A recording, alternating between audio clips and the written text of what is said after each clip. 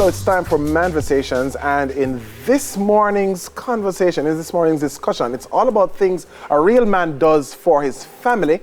We have an article from allprodad.com that outlines about 5 things a real man does for his family. We're going to discuss that, but I'm sure we'll have our own take on some of these things too, Neville.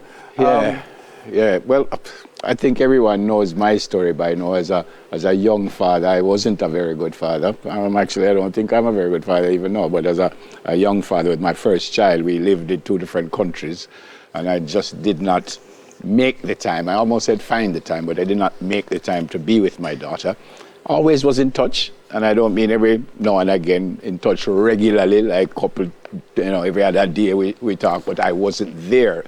I learned from that because I think my first child and I think we still have some issues. Mm-hmm. Not issues that we don't talk to each other, because we talk to each other. I know what's going on in our life. I know about my grandkids. She knows what I'm doing. And it's not something you can get back. Right. It's not something you can get back. I remember I was on Sim's show, the very first one, and I said, don't think your kids are okay when you are not there, which is what happened to me. I would be speaking with her grandmother, and she'd say, yeah, man, Nikki, all right, man, don't worry about it.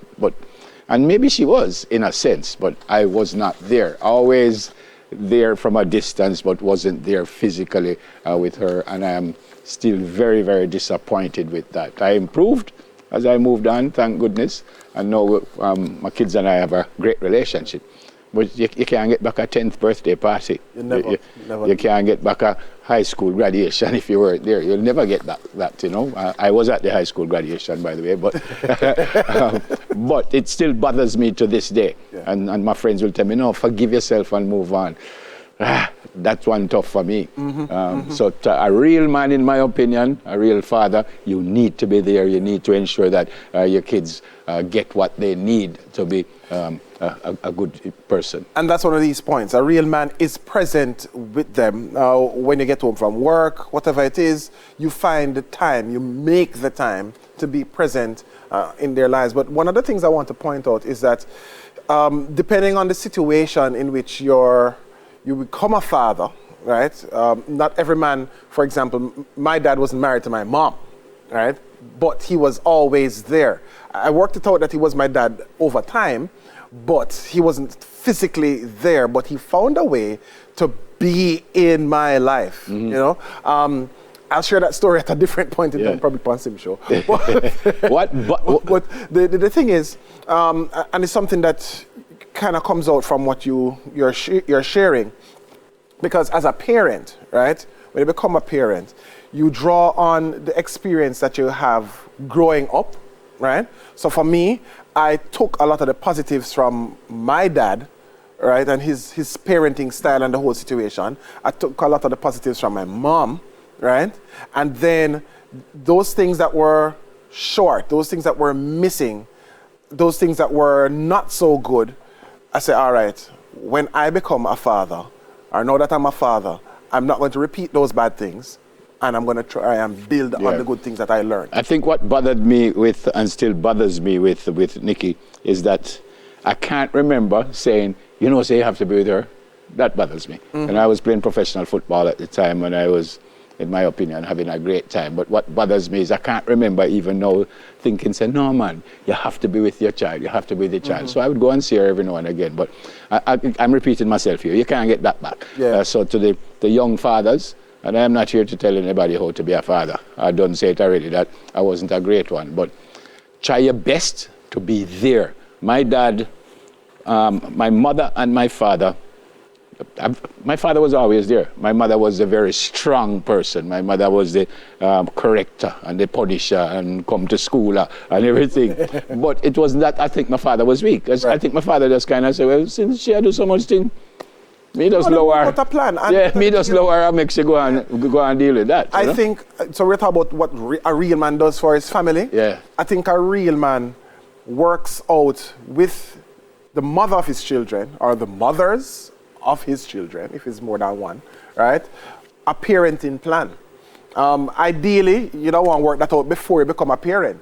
But in the instance that you didn't get to work it out before you become a parent, now that the child is here, now that the children are here, you need to work out a parenting plan. It's important because both of you are two different individuals. Both of you are going to provide different roles or play different roles in the lives of your children or your child.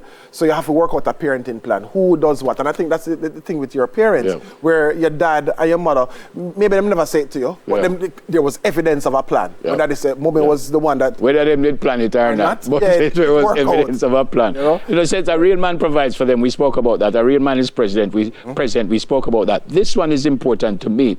A real man praises them.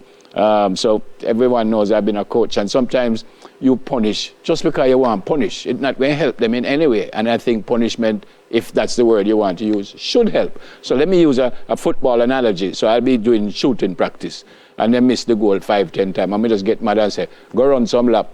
Well, them going to get fit, but them not going to improve shooting to the goal. Right. You know what I mean? So I can say, all right, go run a lap and come back. And you try again till you get it right. But to just get vexed and say, Bridget, you missed the goal, go run some lap. Well, as I say, you're going to get fit, but you're not going to improve shooting, you know? Right. So if you punish, if that's the word you want to use, it really should help. Now you just get mad and say, oh, I tell you not to do that, go you sit down in the corner. No, you call them and say, here's what we want, here's what I'm suggesting, here's what should happen, and hopefully that will. It's a very important thing to praise them because it builds their confidence, it lets them know when things are going well, but also you have to criticize them too, but not too harshly. It's just to let them know that there's room for improvement. And a couple of the other points says a real man plays with them and a real man prays for and with them. I don't know how that works out if you're an atheist, for example, but because I think good fathers or good parents can also be atheists, but that's a whole different discussion. But these are some of the important... but I'll end where I started. I'm not here to tell anyone how to be a parent, you know, because sometimes we're going like we know everything because of where we sit and say, no, you have to listen to me and stuff. No, that's not what I'm saying. I'm suggesting that you do the best that you can do for your family. That's all.